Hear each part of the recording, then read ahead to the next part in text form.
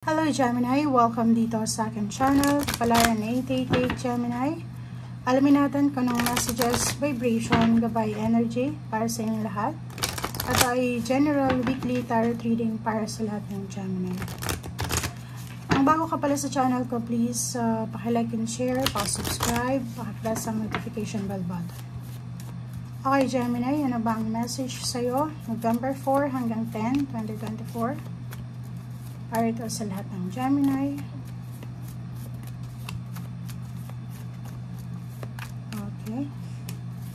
Concern. Oops, sorry. And mature man. Okay. So, Gemini, ang nakikita natin dito is, yung focus mo for this week is mga may edad na, senior citizen. Okay? Senior citizen or pwedeng mas may edad pa kaysa sa'yo. Or kung medyo nasa level ka na ng senior citizen, pwedeng yung concern mo is sa sarili mo. Nakikita ko sa'yo dito na may iniisip ka. Kasi atong 33 is nag-iisip ka. And number 5 naman is nag-aalala. So, pwedeng may Gemini ditong nasa ibang bansa.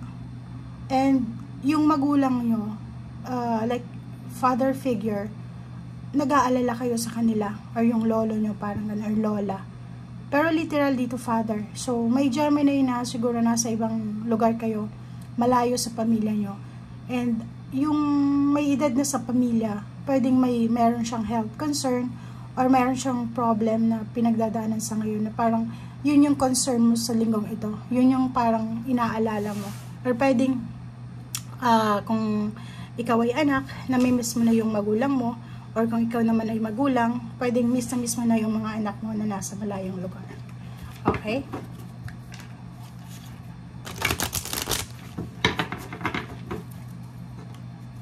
So, yun yung concern nyo sa ngayon is yung mga may edad na, mature man. Or pwedeng ano to if business or work, medyo namang problema siguro kayo sa boss nyo or sa taong may authority sa pinagtatrabahuan nyo.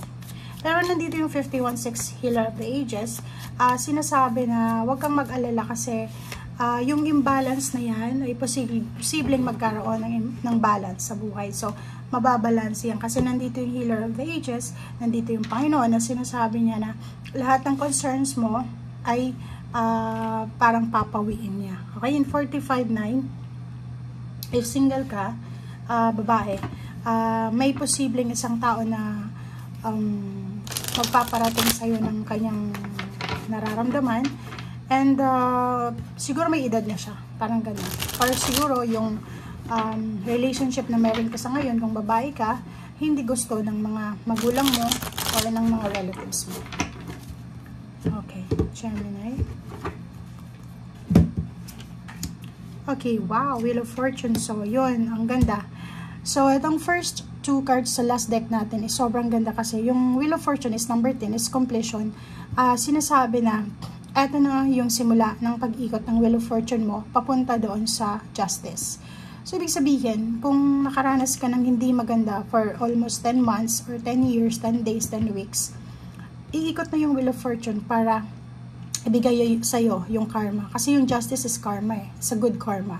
So, since it's upright position, sinasabi sa'yo na it's karma. It's good karma. So, yung makukuha mo is, it's a good karma. So, like, for example, sa trabaho, palagi kang dihado, palagi kang natu-terminate, or hindi ka na-promote, or palagi kang pinagkakaisan sa trabaho.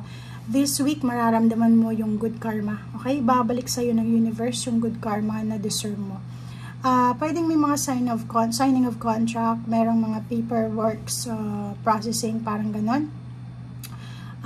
Good karma ito. Balance, libre energy. So, your energy din kasi air sign siya. So, sinasabi na, yun nga, nandito din yung number 6, Healer of the Ages. So, this week is sobrang balance, yung buhay mo. So, kung ano man itong inaalala mo, ano man itong mabigat sa kalooban mo, ano man itong nararamdaman mong negative, alisin mo yan kasi hindi yan para sa'yo. Okay?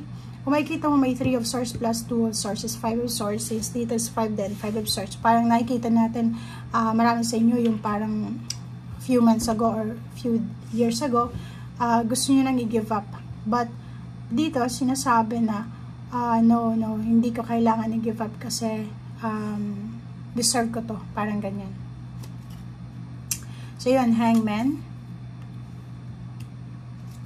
and 5 of Pentacles. So yun, lahat ng nahang dahil sa kawalan ng funds or financial freedom or anything ay posibleng ibabalik sa'yo. So kita mo tong Hangman and then 5 of Pentacles. Siguro maraming bagay yung hindi mo nakuha or hindi masyadong nakarating sa'yo. Diba? Like may mga blessings tayo na akala natin hindi blessings, akala natin it's a poverty or akala natin is hindi maganda, but blessing pala yun. So hindi natin masyadong ini-entertain. But luckily, sinasabi dito na lahat ng iyon ay ibabalik sa'yo ng universe in a positive way. So yung mga na-miss mong opportunities ay posibleng may balik sa'yo. So tingnan mo dito.